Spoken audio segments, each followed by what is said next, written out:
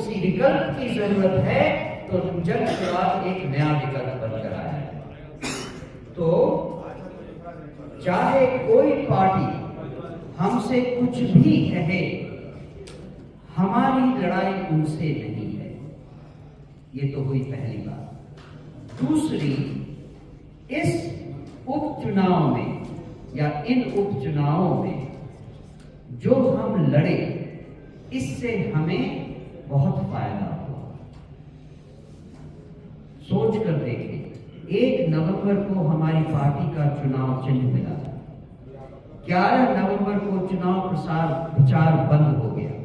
इस बीच में दिवाली आई, छठ आया, करीबन 8 दिनों का इफेक्टिव कैंपेनिंग हम अपने चुनाव चिन्ह के साथ कर सके।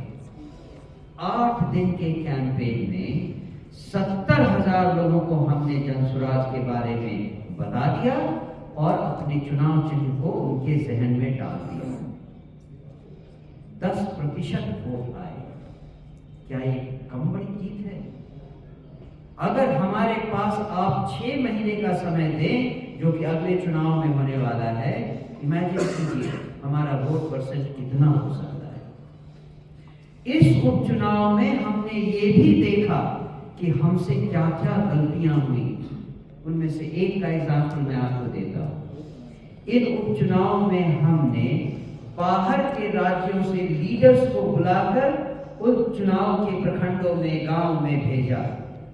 ये हमसे गलती हुई, क्योंकि उस गांव में जो आम जनता वोट देने वाली थी, उसको तो इन नेताओं के बारे में पता ही नहीं था।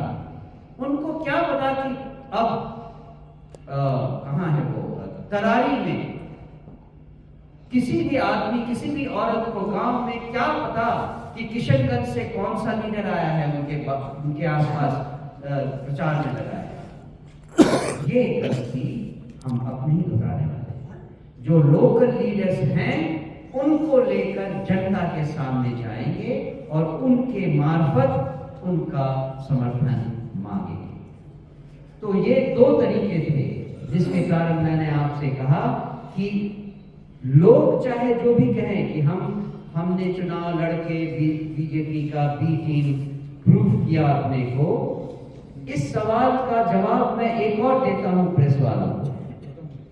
हमें बीजेपी की बी टीम वो लोग कहते हैं जिनको हमारे बढ़ने से सबसे ज्यादा खतरा है, और कोई नहीं कहता। उन्हीं को जिनको हमसे ज्यादा खतरा है, वो हमको तरह तरह के नेम देते हैं, नाम देते हैं, उलाहने देते हैं, लांछन लगाते हैं। उनसे हमें क्या क्या कहना उनको? न तो वो पढ़े लिखे हैं, न समझदार हैं, डंडे के बल पर उन्होंने शासन किया है। जनता जितनी सताई हुई है, उसी का तो जवाब देना है इस बार। तो आप सबका एक बार पुनः बहुत बहुत धन्यवाद। आप सब आए और आप सबने एक और सवाल है। ओह अच्छा जी,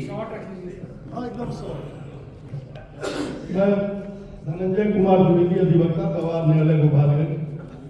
सबसे मेरा आग्रह है कि ये मीटिंग क्योंकि अधिवक्ताओं के लिए बुलाया गया है और हमारे जो युवा अधिवक्ता है उनके लिए कोई सरकार, अन्य राज्यों में तो कुछ जगह लागू हुआ है, लेकिन आपकी अगर सरकार बनती है तो आप उसके लिए क्या व्यवस्था करेंगे?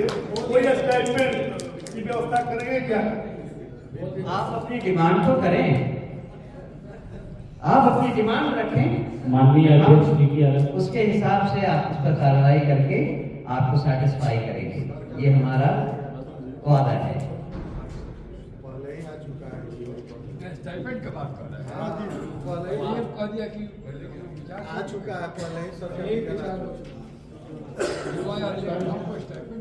यह अधिवक्ताओं के लिए हम एक मीटिंग हो रही है।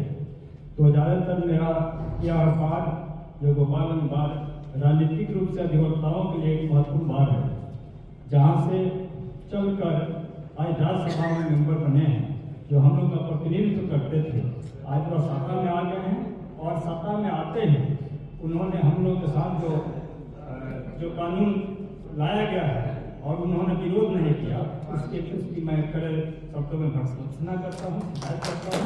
दूसरी बात यह है कि जो जिसको मैंने नेता बनाया, यहाँ से अधिकांश हम लोग वोट देते थे, सब भाई बंधु हम लोग मिलकर वोट देते थे, हम भी वोट, ज़्यादातर लोग वोट देते थे। यहाँ से लगभग 1200 लोग वोट देते थे। लेकिन अभी तक जिस टाइम तक वो हम लोग के साथ थे, तो एक आवाज़ हम लोग को मिलती थी कि भाई वो हम लोग के लिए, अधिवक्ताओं के लिए अच्छा काम करेंगे, हम लोग को कुछ करने का वो जिज्ञासा दिखाई उनके पास दिखाई देती थी। आज हमारे 3 सवाल महत्वपूर्ण सवाल यह है कि जो अधिवक्ता का मृत्यु हो जाता है, उसके लिए कमेटी बनाई गई थी, बिहार ट्रस्टी कमेटी बनाई गई थी, और उसमें मरने के बाद उनको पैसा दिया जाता था। वह आज के डेट में 2 वर्ष पहले से वह बंद हो गया है, जिसके लिए हमारे माननीय YB जी साहब जी इसके बारे में हम लोग को बताएंगे कि आखिर किस परिप्रेक्ष्य में और क्यों बंद कर दिया गया। 2 साल से अधिवक्ताओं को अधिवक्ताओं को मरने के बाद उनको कोई भी जो रकम दी जाती है वह क्यों नहीं दी जाती।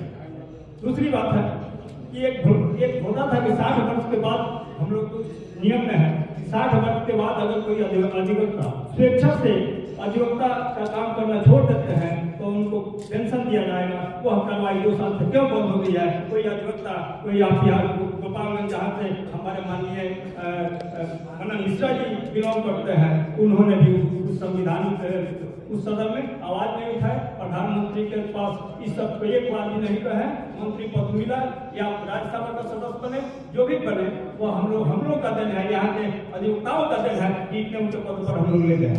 दूसरी बात, यह 2 शब्द हुए। तीसरी है कि अभी तक हम लोग को कोई प्रोटेक्शन नहीं मिलता है।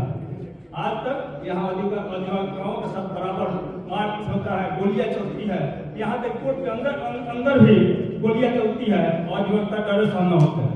इसके लिए भी कोई इंश्योरेंस नहीं है इस अधिवक्ताओं के पास। उसके बाद आपका जो पेंशन योजना है वो हमने यह 5 मुद्दा, और इन 5 मुद्दा को हम कहेंगे कि माननीय YB जी साहब या अध्यक्ष साहब तो उजागर करें और इसके बारे में बताया कि आखिर हम लोग किस लिए ऐसे अधिवक्ता नेताओं को हम लोग वोट देते हैं। इसमें बहुत सारे लोग हमारे बात करके, कुछ लोग पदाधिकारी हैं, उन लोग से भी मैं याद करता हूँ कि आखिर इसके लिए हम लोग का निकाल किया है। हम जनसुराज से जिला सचिव हैं, लेकिन सचिव होने के नाते नहीं, एक अधिवक्ता होने के नाते इस मंच के जो भी बड़े पदाधिकारी हैं और विद्वान अधिवक्ता हैं वो हमको बताने का चाहिए कि यहाँ पर जो भी मौजूद है उन लोगों को बताने का प्रयास करेंगे। इसी के साथ समाप्त करें।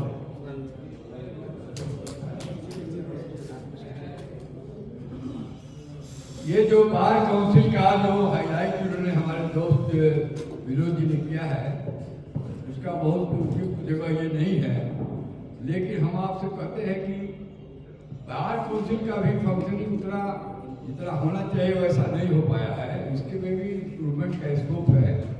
अब अगले बार आप लोग सोच विचार के, पाठक जी जैसे उपयुक्त आदमी हैं, इन पर भी विचार करिए। आप लोग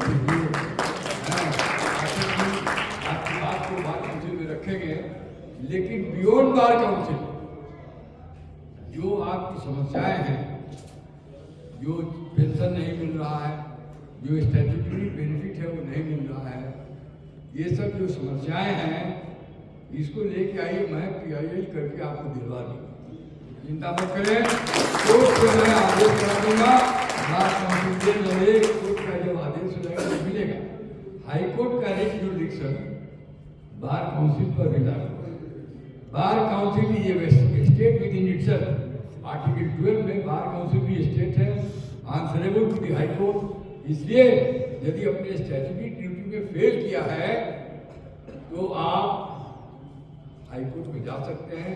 प्रेसिडेंट सेक्रेटरी जो यहाँ है, हम उनको स्वागत करते हैं। मैं उनको चाय भी पिलाऊंगा, टाइपिंग का खर्चा भी नहीं लूंगा, सारा खर्चा मेरा। और एक और मेरा निवेदन है कि कोई अच्छा बढ़िया पाठक जी की तरह आदमी को आप लोग दोबारा भेजिए, आप इस बार भेजिए। धन्यवाद सर।